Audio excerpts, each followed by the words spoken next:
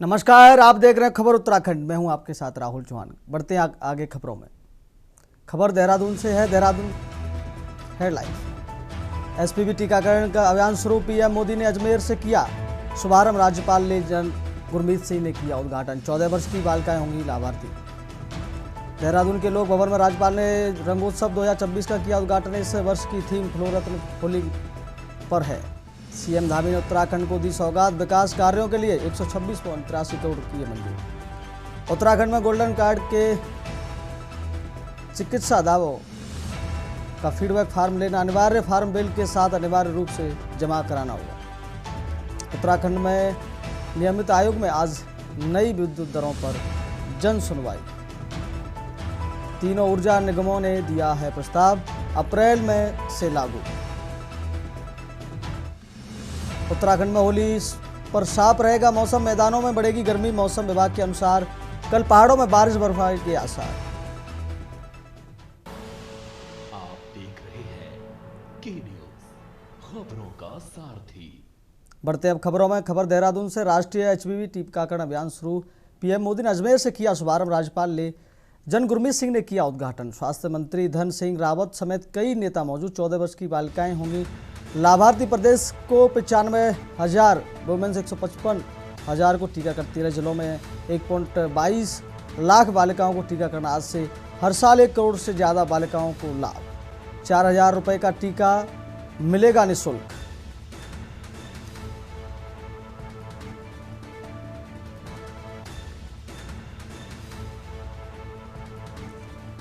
प्रदेश को 95,000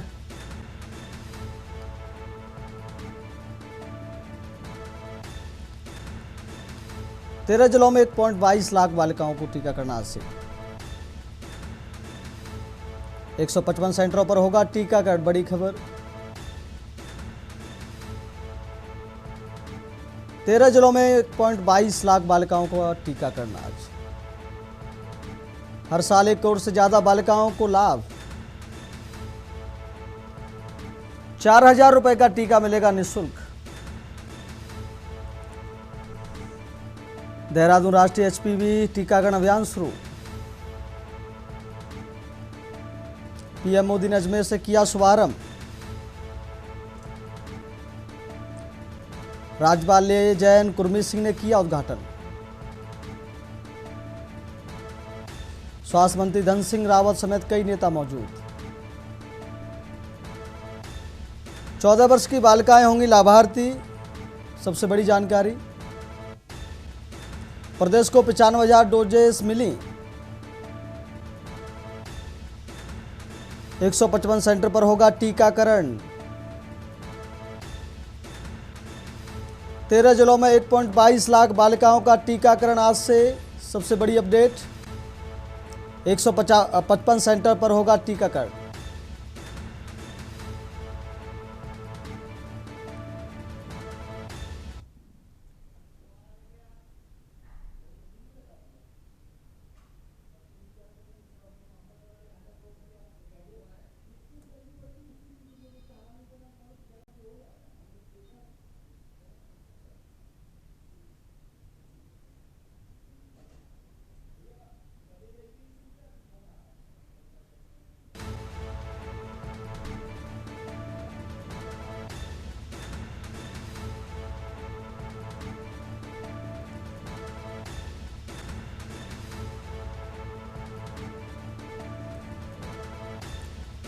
चौदह वर्ष की बालिकाएं होंगी लाभार्थी। सबसे बड़ी अपडेट आप तक पहुंचा रहे हैं के न्यूज़ के द्वारा।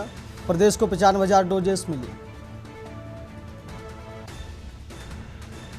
155 सेंटर पर होगा टीकाकरण। 13 जिलों में 1.22 लाख बालिकाओं का टीकाकरण। आज 155 सेंटर पर होगा टीकाकरण। 13 जिलों में 1.22 लाख बालिकाओं का टीकाकरण। आज से बड़ी खबर। हर साल 1 करोड़ से ज्यादा बालिकाओं को लाभ। सबसे बड़ी अपडेट। 4,000 रुपए का टीका मिलेगा निःशुल्क। सबसे बड़ी। देहरादून राष्ट्रीय एचपीवी टीकाकरण अभियान शुरू।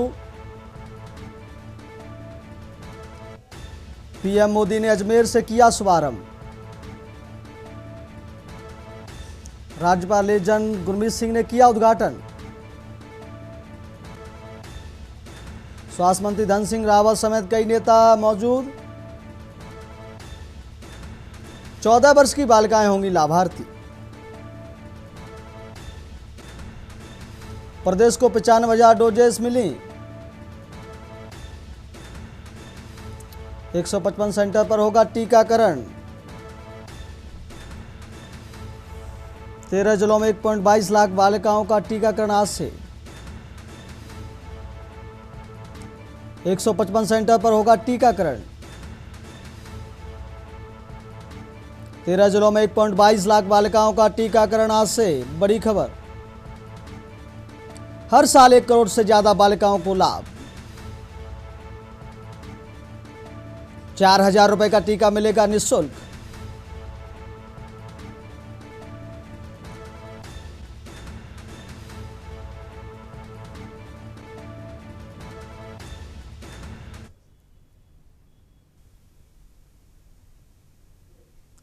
खबर नैनीताल से। आर्यभट्ट प्रशिक्षण विज्ञान शोध संस्थान एरीज में विज्ञान दिवस के उपलक्ष्य में स्कूली बच्चों के लिए कई वैज्ञानिक कार्यक्रम आयोजित किए जा रहे हैं। कार्यक्रम का उद्देश्य सरकारी स्कूल के विद्यार्थियों में विज्ञान के प्रति समझ विकसित करने का, साथ ही उन्हें हर चीज को वैज्ञानिक दृष्टिकोण से देखने के लिए प्रेरित करना है ताकि अंधविश्वास से बचा जा सके। संस्थान के विशेषज्ञों ने छात्रों को विज्ञान और खगोल विज्ञान के बारे में जानकारी देते हुए उन्हें दूरबीन से सूर्य दिखाया गया। इस वर्ष विज्ञान दिवस की थीम विज्ञान में महिलाएं विकसित भारत है। संस्थान के निदेशक डॉक्टर मनीष नाजा ने छात्रों से वैज्ञानिक दृष्टिकोण अपनाने का आह्वान किया। उन्होंने आह्वान किया कि छात्र अपने जीवन में वैज्ञानिक दृष्टिकोण अपनाएं। वैज्ञानिकों ने मरोड़ा पीक से 60 किलोमीटर दूर जिस जगह पर जाने का फैसला किया। एरीज में विज्ञान दिवस का कार्यक्रम।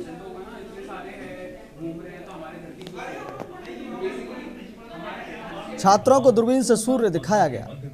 भारत के सबसे बड़े और सबसे उन्नत।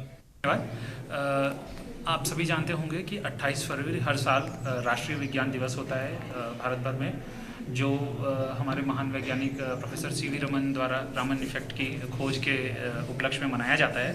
और इस दिन और या इसके आसपास में भारत भर के जो भी वैज्ञानिक संस्थान हैं जहाँ शोध कार्य होता है, वहाँ पर विज्ञान के बारे में, उनके शोध कार्य के बारे में ऐसे कई सारे प्रतियोगिताएं, गतिविधियां, ओपन डे वगैरह इस तरीके से आयोजित किया जाता है, जिसमें आज के दिन नैनीताल के कई सारे स्कूलों से विद्यार्थी यहां आ रहे हैं।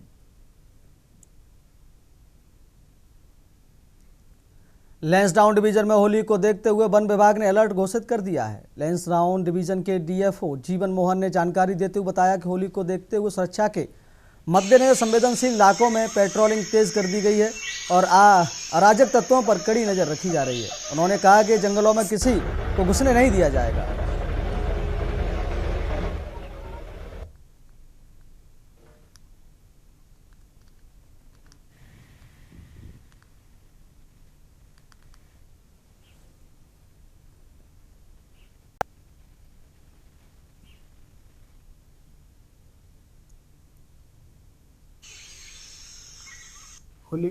होली के टाइम पे जंगल में आग लगने की संभावना बहुत ज़्यादा होती है, तो सभी को मेरा निवेदन है कि कोई जंगल में बीड़ी फेंके या फिर ऐसे कोई करके आग ना लगाए और जंगली जानवरों को भी परेशान ना हो जाए, इसलिए मतलब जंगल में जाके होली ना खेले।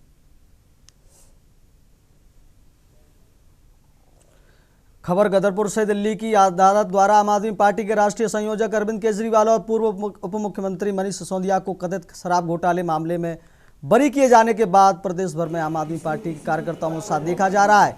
इसी क्रम में दिनेशपुर में आम आदमी पार्टी के प्रदेश बंगाली मोर्चा के अध्यक्ष सुभाष व्यापारी ने अपने कार्यकर्ताओं के साथ बैठक कर केंद्र सरकार पर जमकर निशाना साधा। इस दौरान उन्होंने प्रधानमंत्री मोदी और गृह मंत्री अमित शाह समेत कई कांग्रेस पर भी गंभीर आरोप लगाए। दिनेशपुर में आयोजित कार्यक्रम के दौरान आम आदमी पार्टी के प्रदेश बंगाली मोर्चा अध्यक्ष सुभाष व्यापारी ने कहा कि साजिश के तहत पार्टी के शीर्ष नेताओं को जेल भेजा गया। उन्होंने आरोप लगाया कि भाजपा सरकार राजनीतिक विरोधियों को दबाने का काम कर रही है। सुभाष व्यापारी ने कहा कि अदालत का फैसला सच्चाई की जीत है और इससे यह साबित हो गया है कि लगाए गए आरोप बेबुनियादी थे। उन्होंने केंद्र सरकार पर तानाशाही रवैया अपनाने का आरोप लगाते हुए कहा कि लोकतंत्र में विपक्ष की आवाज को दबाने का प्रयास किया गया। कार्यक्रम के दौरान कार्यकर्ताओं ने पार्टी नेतृत्व के समर्थन में नारेबाजी की और फैसले को न्याय की जीत बताया।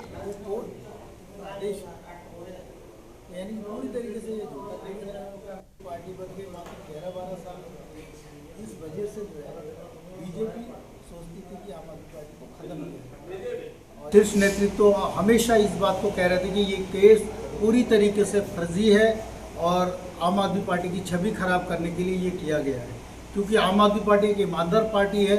अरविंद केजरीवाल जी ईमानदार मुख्यमंत्री और ईमानदारी से दिल्ली में काम कर रहे थे और दिल्ली के सभी जनता को जो है वो तमाम तरह की सुविधाओं उनको दिया जा रहा था, जिसमें शिक्षा पे काम हो रहा था, स्वास्थ्य पे काम हो रहा था, बिजली पानी सभी पे काम हो रहा था। लेकिन बीजेपी सरकार ने आम आदमी पार्टी का छवि खराब करने के लिए उन्होंने देखा कि हम चुनाव नहीं जीत सकते दिल्ली में, इसलिए ये एक षड्यंत्र, राजनीतिक षड्यंत्र रचा गया है।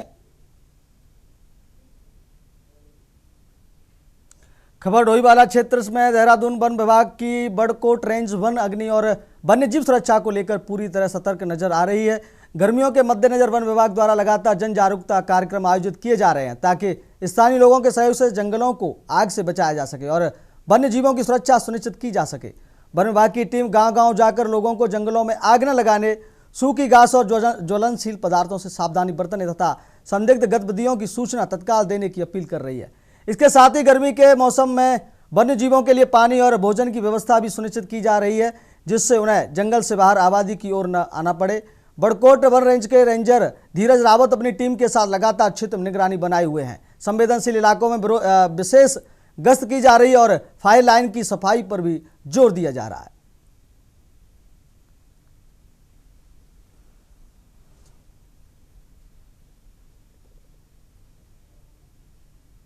पिछले देहरादून वनपुर की बड़कोट रेंज में वनाग्नि सुरक्षा को लेकर काफ़ी विशद और गहन तैयारियां की गई है। जैसे कि जन सहभागिता के लिए हम लोगों ने गांव-गांव जाके मीटिंगें, कार्यशाला आयोजित की हैं। जनमानस को संदेश दिया कि वन आपके हैं और आपको इसके आपकी बिना सहभागिता के हम इसकी सुरक्षा नहीं कर सकते हैं। एक दीर्घकालिक प्रबंधन के लिए लोगों की सहभागिता, उनका सहयोग बहुत ज़रूरी है। इस संदेश को उन तक पहुंचाया गया है। घोषणाओं के माध्यम से, प्रचार प्रसार के माध्यम से हमारा जनसंपर्क होता है, जो विभिन्न हमारे मंच मिलते हैं हमें, चाहे वो बीडीसी में हो, चाहे ग्राम पंचायत बैठक में हो, तो लगातार ये कोशिश की गई है कि बिना जनमानस के सहयोग के।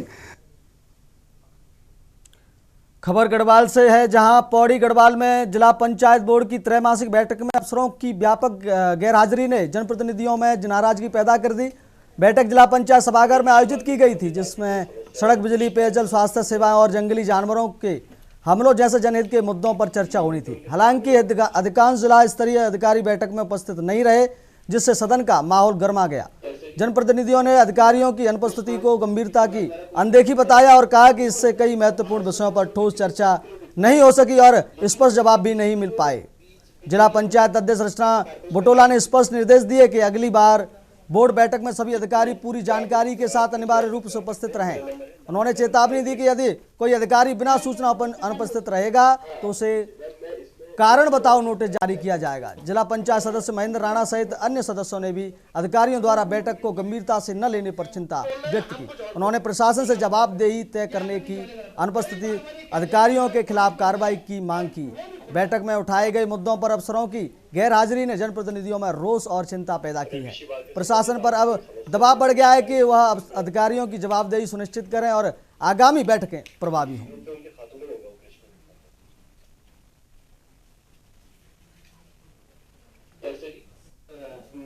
उसको किसी विभाग द्वारा कोई कदम उठाया जाता है, उसमें होता है कि वो 800-900 रुपए किलो प्रति किलो बिकता है वो, लेकिन उसमें बीच में जो बीज बिचौलिया होता है उस काश्तकार को उसका लाभ नहीं मिल पाता जी। नहीं है तो आप मेरे को अवगत करा सकते हैं। मेरा नंबर है 9758। कई लोगों के बंद हो चुकी है। आज का मुद्दा हमारा विशेष बिजली विभाग वालों पे था कि जो मीटर का अप्लाई कर रहे हैं लोग, वो 6 महीने साल भर तक भी नहीं पहुंच पा रहे हैं। जो ठेकेदारी पर था वो बंद होने चाहिए। हमारा मुद्दा ये था कि भाई जो पहले का ही वो था सिस्टम कि भाई संविदा पे कर्मचारी लगाया जाए, ताकि वो डरे कि भाई मेरी तनख्वाह नहीं आएगी तो काम करेंगे। मुद्दे हमारे वही हैं, मुद्दे जो शुरू से हैं, शिक्षा, स्वास्थ्य और रोडों की समस्याएं, ये हमारे क्षेत्र में बनी हुई हैं और इस पे हम लगातार आवाज़ उठा रहे हैं। आज हमारी तीसरी बैठक थी, आज भी हमारे यही मुद्दे रहे। और वन विभाग का, मेन वन विभाग का भी है। वन विभाग का मुद्दा ये है कि भालू हमारे यहाँ पिछले 7-8 महीने से लगा हुआ है, अगस्त से, और उसने कई मवेशियों को अपना शिकार बना दिया, 40 से 50 मवेशियों को। आज जिला पंचायत की बैठक थी, लेकिन एक तो सक्षम अधिकारी नहीं आते, वो हमारा खुश था, और दूसरा मेरा ये कहना है कि जो अधिकारी जो हमारे क्वेश्चन थे वो उनमें बहुत सारी चीज़ें दूर नहीं हुई, अधिकारी देखते नहीं हैं, और इस तरह की जो समस्याएं होती हैं वो बार बार आती हैं। हमारा ये कहना है कि सक्षम अधिकारी आए, जूनियर अधिकारी डिसीजन ले नहीं पाता है तो सक्षम अधिकारी आए। और हमारा ये कहना है भाई हमारा जैसे घूमखाल सतपुली पौड़ी रोड जो आजकल चौड़ी हो रही है तो उसमें बड़ी अनियमितताएं हो रही हैं, काम अच्छा नहीं हो रहा है। हमारे जिला पंचायत सदन की बोर्ड की बैठक थी जिसमें हमारे सभी सम्मानित सदस्यगण और अधिकारीगण उपस्थित रहे, लेकिन हमारा दुर्भाग्य यह है कि हमारे जो अधिकारीगण हैं वो हमारी जिला पंचायत की बैठक को सीरियस नहीं लेते हैं और कई अधिकारी यहाँ नहीं पहुँचे हैं, जिसमें कि कई हमारे सभी सदस्यों ने बहिष्कार किया है। और उनको मैंने अपने सदन में यही आश्वासन दिया अपने सदस्यों को कि हमारे माध्यम से उन्हें कारण बताओ नोटिस भी दिया जाएगा और उनके खिलाफ निंदा प्रस्ताव भी दिया जाएगा। खबर देहरादून से है, जहां कैबिनेट मंत्री सुबोध उनियाल की अध्यक्षता में रोड कटिंग कार्यों की समीक्षा बैठक आयोजित की गई। बैठक में शहर में चल रहे निर्माण कार्यों में मानकों के उल्लंघन की गंभीर स्थिति पर चर्चा हुई और संबंधित एजेंसियों के खिलाफ सख्त कार्रवाई के निर्देश दिए गए। मंत्री ने स्पष्ट कहा कि जो भी एजेंसी निर्धारित शर्तों का पालन नहीं करेगी उस पर भारी अर्थदंड लगाया जाएगा और वसूली आरसी के माध्यम से सुनिश्चित की जाएगी। उन्होंने कहा कि सुरक्षा मानकों और कार्य गुणवत्ता के पालन में किसी प्रकार की ढील बर्दाश्त नहीं की जाएगी। बैठक में यह भी निर्णय लिया गया कि अप्रैल तक सभी निर्माण कार्य पूर्ण करने होंगे। इसके साथ ही निर्माण स्थलों पर जूनियर अभियंता की अनिवार्य उपस्थिति सुनिश्चित करने का निर्देश दिया गया। मंत्री ने बैरिकेडिंग, सुरक्षा संकेत और अन्य सुरक्षा मानकों का कड़ाई से पालन करने का जोर दिया।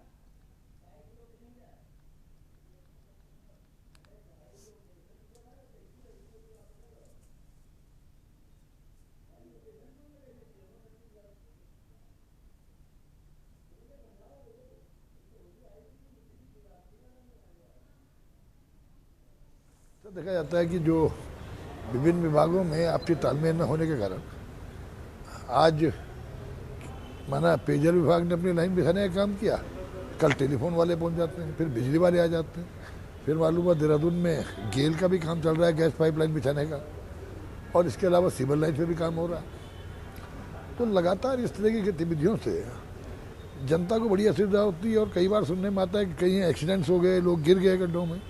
तो ये इंश्योर करने के लिए कि एक तो समयबद्ध तरीके से इनको कटिंग करके उसको प्रॉपर ठीक करके तब आगे बढ़े। 2027 विधानसभा चुनाव से पहले प्रदेश में चुनावी सरगर्मियां तेज हो गई हैं। हमेशा चर्चाओं में रहने वाले गदरपुर के भाजपा विधायक अरविंद पांडे एक बार फिर सुर्खियों में हैं। आपको बता दें, उधम सिंह नगर के गदरपुर में भाजपा प्रदेश अध्यक्ष महेंद्र भट्ट का अचानक दौरा राजनीतिक दृष्टि से बेहद महत्वपूर्ण माना जा रहा है। भट्ट सीधे विधायक अरविंद पांडे के आवास पर पहुंचे, जहां पहले से ही पार्टी कार्यकर्ताओं की भीड़ जुटनी शुरू हो गई थी। प्रदेश अध्यक्ष के पहुंचते ही कार्यकर्ताओं ने उनका फूल मालाओं से जोरदार स्वागत किया। बाहर जहां समर्थकों में उत्साह का माहौल था, वहीं अंदर बंद कमरे में दोनों नेताओं के बीच लंबी और अहम बैठक चली। बैठक के दौरान संगठनात्मक मुद्दों, स्थानीय राजनीतिक हालात और आगामी रणनीतियों पर चर्चा होने की जानकारी सामने आई है। अपने संबोधन में महेंद्र भट्ट ने कार्यकर्ताओं से 2027 के विधानसभा चुनाव को ध्यान में रखते हुए अभी से पूरी ताकत के साथ जुट जाने की अपील की।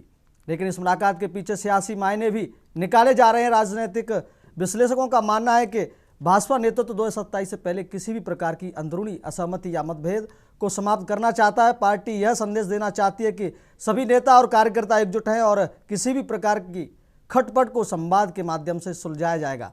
ऐसे समय में जब विपक्ष लगातार सरकार पर हमलावर है, भाजपा अपने संगठन को मजबूत और एकजुट कर रखने की रणनीति पर काम करती दिखाई दे रही है। वहीं कांग्रेस का मानना है कि भाजपा टुकड़ों में बटी हुई है। यही वजह है कि प्रदेश अध्यक्ष चुनाव से पहले भाजपा के भीतर डैमेज कंट्रोल में अभी से जुट गए हैं, क्योंकि भाजपा को आगामी चुनाव में हार का डर सता रहा है।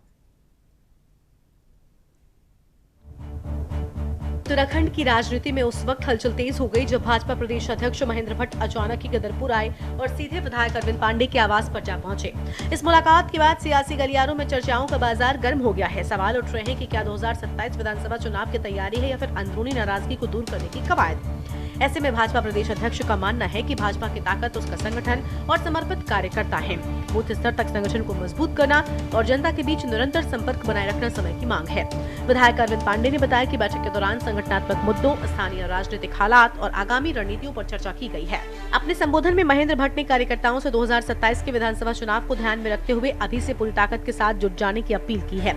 ऐसे में इस मुलाकात के सियासी मायने भी निकाले जा रहे हैं। वहीं कांग्रेस का मानना है कि भाजपा अपने ही भीतर डैमेज कंट्रोल करने में लगी है। हमारे जो कार्यकर्ता हैं क्या कहना है उनका मीडिया के सामने जाने और अध्यक्ष के नाते मेरा कर्तव्य बनता है, मैं सबसे मिलता हूँ और आज मैं उनसे उनके घर पर मिलने आया हूँ। एक अनौपचारिक हमारी वार्ता हुई है क्योंकि चुनाव वर्ष हम सबको मिलकर चुनाव लड़ना है, उस भाव के साथ लोग आगे बढ़े। लेकिन प्रशासन द्वारा उन्हें नोटिस दिया गया है अतिक्रमण को लेकर। देखिए विषय प्रशासनिक विषय अपनी जगह होते हैं, मैं संगठन दृष्टिकोण से बातचीत करना है। इसे देश के प्रधानमंत्री मोदी जी एक सामान्य कार्यकर्ता को राष्ट्रीय अध्यक्ष बनाते हैं, नितिन नवीन जी को, और खड़े होकर बोलते हैं कि यही हमारे बॉस हैं। तो ये प्रधानमंत्री का ये संदेश है ना, प्रत्येक कार्यकर्ता को इसको मानना चाहिए। हमारी पार्टी का संविधान यही है। महेंद्र भट्ट जी एक बहुत छोटे कार्यकर्ता हैं और उनको पार्टी ने प्रदेश अध्यक्ष बनाया, राज्यसभा सांसद बनाया। तो महेंद्र भट्ट जी इतने बड़े पद पे पहुंचने के बाद भी उनको अपना अतीत याद आता है कि मुझे अपने छोटे छोटे कार्यकर्ताओं को जोड़ के आगे लेके चलना है। उसी कड़ी में महेंद्र भट्ट जी हमारे मित्र भी हैं और प्रदेश के अध्यक्ष भी हैं, तो वो मुझसे मिलने आए। सीधे आपको लेकर चलते उत्तराखंड के हल्द्वानी, जहां सीएम पुष्कर धामी क्या कुछ कह रहे हैं, आइए सुनते हैं। और ये टीकाकरण आदरणीय प्रधानमंत्री जी की स्वास्थ्य सेवाओं को लेकर उनकी प्रतिबद्धता को भी दर्शाता है। और एक समय था जब इस प्रकार की बीमारियां, कैंसर जैसी, सर्वाइकल कैंसर जैसी गंभीर जो बीमारियां हैं हमारी बहन बेटियों के लिए, उनका जीवन के लिए बहुत बड़ा खतरा बन रही थी। और ये केवल एक बीमारी नहीं थी, बल्कि असंख्य परिवारों के लिए बहुत बड़ी पीड़ा का कारण था। हमारी बेटियों को इस गंभीर रोग से सुरक्षित करने का संकल्प यदि किसी ने दृढ़ता से लिया है तो हमारे प्रधानमंत्री श्री नरेंद्र मोदी जी ने लिया है। आज उसी अभियान, उसी संकल्प का टीकाकरण अभियान, उसी का एक साकार रूप है जो आने वाली हमारी पीढ़ियों को एक सुरक्षित और स्वस्थ भविष्य प्रदान करेगा। इसी प्रकार से करोड़ों लोग आज आयुष्मान सेवाओं का ले रहे हैं। उत्तराखंड के अंदर भी लगभग 61 लाख से अधिक नागरिकों ने एक आयुष्मान का कार्ड अपना बनाया है उनका, और 207 प्रकार की निःशुल्क जांचें, पैथोलॉजिकल जांचें राज्य की सरकारी अस्पतालों में उपलब्ध कराई गई हैं। उधम सिंह नगर में हमारे यहीं बगल में ही एम्स का सैटेलाइट सेंटर, और मैं कहूं कि एम्स की सभी सुविधाएं हमको यहीं पर बगल में ही उधम सिंह नगर में किच्छा में ही मिलने वाली है। उसका निर्माण कार्य भी अंतिम चरण पर है। आने वाले बहुत जल्द ही उसका भी शुभारंभ होने वाला है। इसके साथ ही अल्मोड़ा का मेडिकल कॉलेज, हरिद्वार का मेडिकल कॉलेज प्रारंभ हो गया है। हर जिले में ऐसी सुविधाएं, हम प्रत्येक जिले में ऑक्सीजन प्लांट स्थापित करने के लिए भी काम कर रहे हैं। हेली एम्बुलेंस सेवा हमने प्रारंभ की है। इसके अतिरिक्त ई संजीवनी टेलीमेडिसिन सेवाएं भी प्रदान की जा रही हैं, जिससे दूरस्थ के क्षेत्रों में लोगों को विशेषज्ञ डॉक्टर सीधे उनसे जुड़ पाएंगे। ये सभी हमारे प्रयास उत्तराखंड के लोगों को बेहतर, सुलभ और गुणवत्तापूर्ण सेवाएं दर्शाने का जो हमारा संकल्प है, उस संकल्प को आगे बढ़ाते हैं। और हम उत्तराखंड को देश का श्रेष्ठ राज्य बनाने का हमारा जो विकल्प रही संकल्प है, उस संकल्प को सिद्धि तक पहुंचाने के लिए निरंतर कार्य कर रहे हैं। मुझे पूरा विश्वास है कि आप सभी हमारे इस संकल्प को सिद्धि तक पहुंचाने के लिए निरंतर इसी प्रकार से अपना सहयोग प्रदान करते रहेंगे।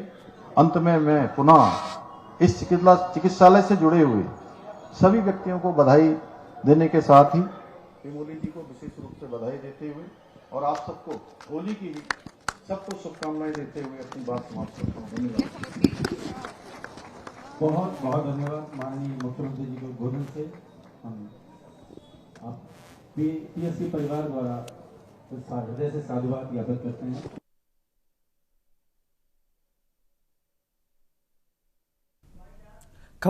फिलहाल खबर उत्तराखंड में इतना ही। दीजिए इजाजत। नमस्कार।